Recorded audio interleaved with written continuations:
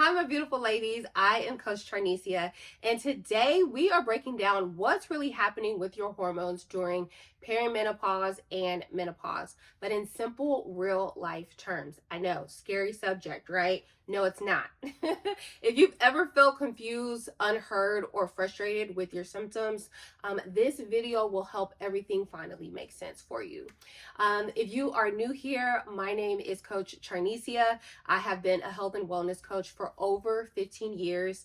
I have a degree in kinesiology, precision nutrition certified, and women's health and hormone specialist certified. The last 7 or so years is where I have spent the bulk of my time with women and women's hormones. I have successfully helped hundreds of women be more comfortable in their bodies and successfully get the results that they are looking for when it comes to health and fitness with hormone fluctuations as we age. Okay, so let's talk about it. So most women grow up hearing that menopause means ovarian failure or that you're just getting old, which is something that we don't want to hear. We don't have time to hear it, and it's not even true, okay? And because of that, many of us view menopause negatively. Menopause has just started to be talked about, so we are just now understanding the symptoms that go on in your body when you do start to go through this transition, okay? And that is really what it is. It is a transition, okay? So it's not that you're getting old. Menopause is not failure, okay? It is a natural transition. Just like the sun rises and falls, just like you have 4 seasons in a year, just like the months change, the days change, okay? We change too, okay? And that's how you know we come from the earth. But really and truly, once you understand that, and you understand what's happening, it becomes a lot less scary, and we stop looking at it from an aspect of we're getting old, but more of we're transitioning into a new era of our life. Okay, so real simple, I want you to think of perimenopause just like puberty, okay, but happening backwards. So think about reverse all the way back to your very first period, okay? Think about what happened, okay? So for mine, I was on the beach, okay? Of course, it comes at the most inopportune time, but it wasn't a lot, so it was, it was very light. I didn't really experience any, symptoms of like cramping, craving, something like that. It just popped up, right? But as the months went on, I started developing like cramps or cravings, mood swings, all of these things, right? And that is simply because my body was getting used to a new era of life, okay? It was transitioning. My body was starting to change. And the same for you, okay? When you had your first period, your hormones were all over the place, okay? So mom was like, okay, hold on now, what's going on, okay? So it's simply your body fluctuating, adjusting, and trying to find its rhythm. Okay, so the same thing in your 40s and 50s. Your body is doing that all over again. Hormones that used to rise and fall in a predictable pattern begin to change, and they change their pattern.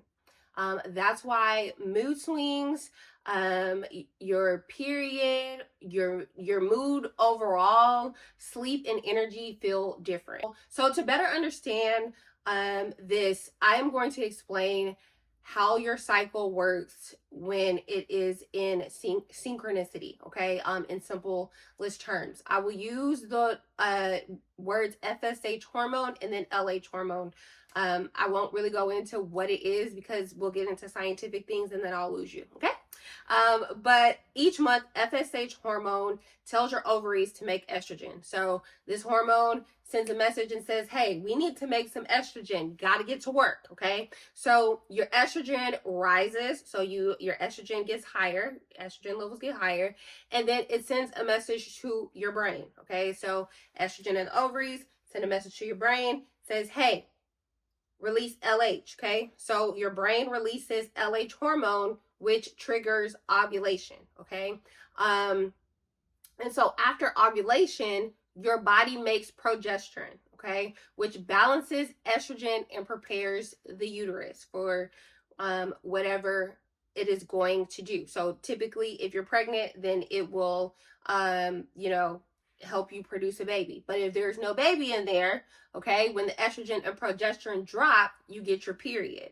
And this is the natural dance your hormone performs each and every month. Well, for most people, it's every month, and then there are some people who don't get a period every month. That's a story for another day. Okay, so now that we have talked about what goes on during a natural cycle, let's talk about what happens during perimenopause. So this is where things change. Your ovaries don't respond as quickly or as consistently anymore. So some months you ovulate, some months you don't. Okay. Some months you make progesterone, some months you don't. So this is where confusion in the body starts to happen, and also where your hormones start to fluctuate. So if you can understand that your body is sometimes producing, sometimes it's not, sometimes it's ovulating, sometimes it's not, imagine what if it's going on the inside, how you're probably feeling on the outside. When you don't ovulate, progesterone stays really, really low. So low progesterone equals lighter period and earlier period. So imagine your body is used to a rhythmic song and dance, and then all of a sudden things are happening, it's not happening, we're not doing. It gets crazy, right?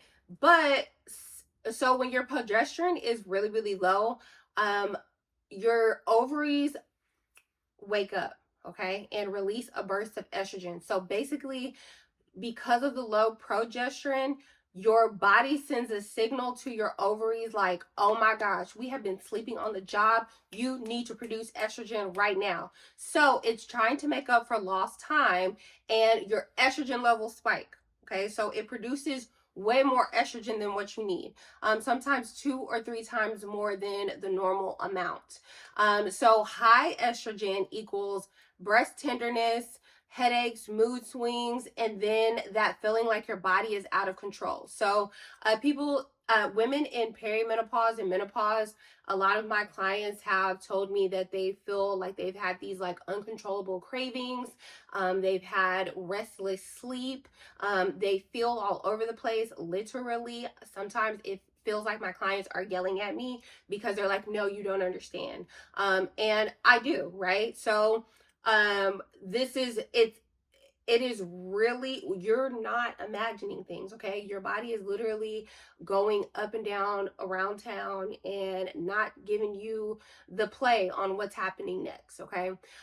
So you're not dealing with just hormones. You're dealing with hormones that are jumping up and down. So a lot of times they say that when you are in menopause, that your estrogen is low. You just have low estrogen. And that's not true, because your estrogen is spiking up and then it's going down really, really low. Okay.